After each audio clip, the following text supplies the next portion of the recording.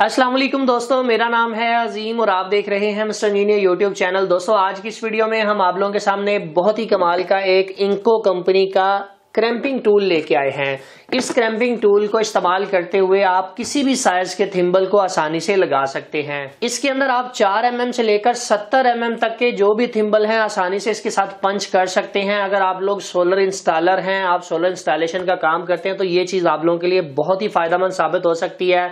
क्योंकि अक्सर औकात ऐसा होता है कि हम किसी साइट के ऊपर काम कर रहे होते हैं तो हमें कुछ वक्फे के ऊपर थिम्बल लगाने पड़ जाते हैं, बैटरी की तारों के साथ थिम्बल लगाने पड़ जाते हैं। तो अगर आपके पास अच्छा पंचर टूल होगा तो आप वहीं पर बैठ के अच्छी तरह से उस थिम्बल को पंच करके अपने प्रोजेक्ट को इंस्टॉल कर सकते हैं। तो दोस्तों चलते हैं वीडियो की जानिब और चल के आप लोगों को थिम्बल लगाने का तरीकाकार बताते हैं। मुझे पता है वीडियो को तो आपने लाइक कर ही दिया होगा और चैनल को तो आपने ऑलरेडी सब्सक्राइब कर रखा है। प्यारे दोस्तों, जैसे ही आप इसके बॉक्स को ओपन करेंगे तो आप लोगों को यहाँ पर एक अदद यूजर मैनुअल देखने को मिलेगी। कुछ इसकी सीलें एक्स्ट्रा आप लोगों को देखने को मिलती हैं।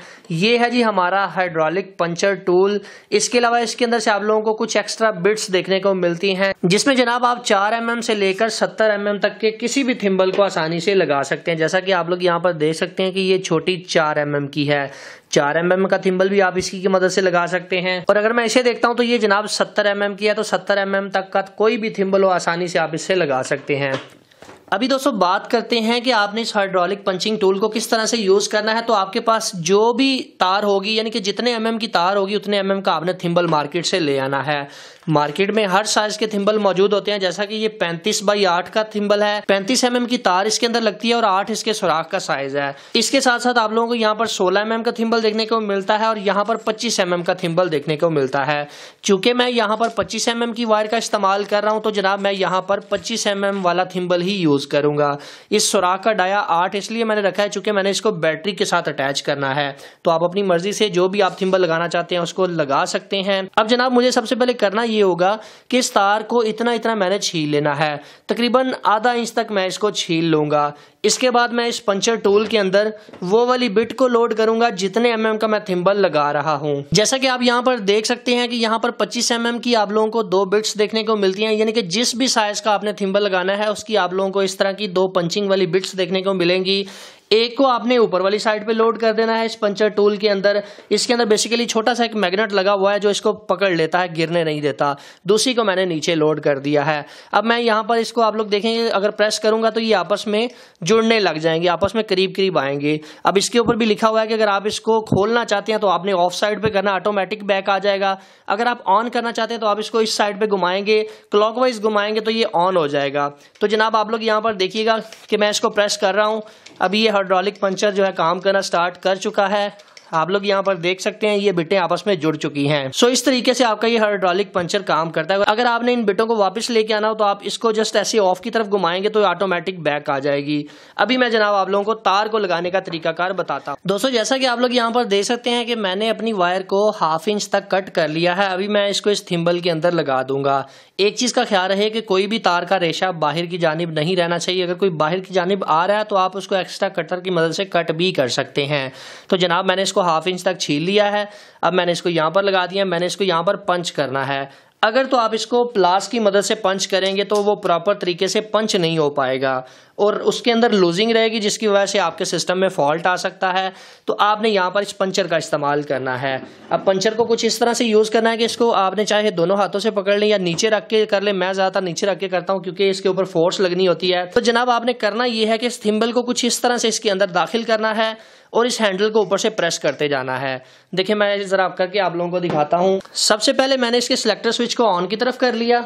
इसके बाद मैंने इसके अंदर अपनी तार को लगाकर एक चीज को मेक श्योर कर लिया कि थिम्बल प्रॉपर तरीके से तार के अंदर लगा हुआ है। उसके बाद मैं इसको इस तरह से प्रेस करता जाता हूँ और इसकी जो दोनों बिट्स हैं आपस में जुड़ने लगेंगी।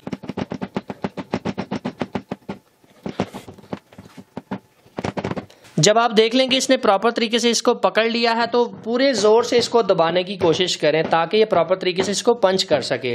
ठीक है जी, जब ये प्रॉपर तरीके से पंच हो जाए तो आपने इसको ऑफ कर देना है, यानी कि ऑफ की तरफ ले आना है, तो इसकी बिट जो है वो वापस आ जाएगी। दोस्तों आप लोग यहाँ पर देख सकते हैं कि हमारा थिम्बल प्रॉपर तरीके से पंच हो चुका है। अगर मैं इसको हिलाने की कोशिश करता हूँ, प्लास से उतारने की कोशिश करता हूँ तो ये नहीं उतरेगा क्योंकि हमने इसको हाइड्रोलिक पंचर की मदद से पंच कर दिया है। तो आप लोगों के बिल्कुल सामने है। तो इस पंचर का इस्तेमाल करके आप किसी भी वायर के ऊपर इस तरह का थिम्बल लगा सकते हैं। दोस्तों थिम्बल को प्रॉपर तरीके से लगा लेने के बाद आपने जनाब इसके ऊपर हीट सिंक स्लीव को चढ़ा देना है, या इसकी ट्यूब्स मिलती हैं उनको आपने इसके ऊपर लगा देना है और थोड़ी सी इसको हीट दे देनी है ताकि ये खूबसूरत लगे।